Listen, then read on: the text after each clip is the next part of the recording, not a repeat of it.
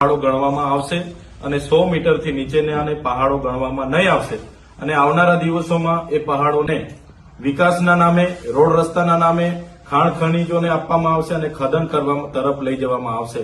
ત્યારે આવતીકાલે ખેડબ્રહ્માના ખરોજ ખાતે,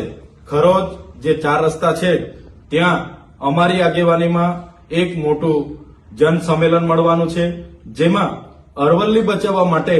આવનારા દિવસોમાં શું પગલાં લઈ શકાય, કયા કાર્યક્રમોનું આયોજન થઈ શકે, એ રચનાત્મક કાર્યક્રમોના આયોજન માટે ચિંતન સભાનું આયોજન છે। ત્યારે આવતીકાલે અમે ત્યાં પહોંચવાના છે અને હજારો લોકો ત્યાં ઉપસ્થિત હશે અને અરવલ્લી બચાવવા માટે અમે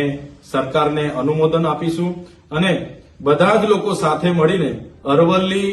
એ પહાડીઓને, એ પર્યાવરણને, જંગલ, નદીઓને કઈ રીતના બચાવવાના એ દિશામાં આવતીકાલે અમે ભેગા થઈને એ દિશા અમે નક્કી કરીશું। એક બાજુ તમે અરવલ્લી બચાવવાની વાત બી કરી, એ જ વાત પીએમ મોદીએ પણ કરી છે, તો એને કેટલું સમર્થન તમારું? જે પ્રકારે ગુજરાત હોય, મહારાષ્ટ્ર, રાજસ્થાન, હરિયાણા, જે પ્રકારે ભાજપની સરકાર ઉદ્યોગપતિઓના કહેવા પ્રમાણે જે જંગલો ખનન માટે આજે આપી રહી છે,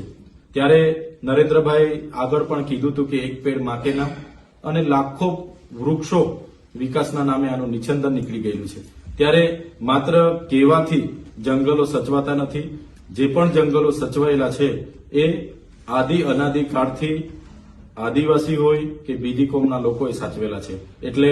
એમના ઉદ્યોગપતિઓના ખનન માટે, એમને ત્યાં રહેલા ખનીજો કાઢવા માટે જે નવા કાયદાઓ ભાજપ સરકાર લાવે છે, જે સામે અમારો વિરોધ છે અને અરવલ્લીની આ પહાડીઓ હોય કે ગુજરાતનું આ જંગલ હોય, બચાવવા માટે અમારે જ્યાં પણ લડવું પડશે અમે લોકોને સાથે રાખીને લડીશું।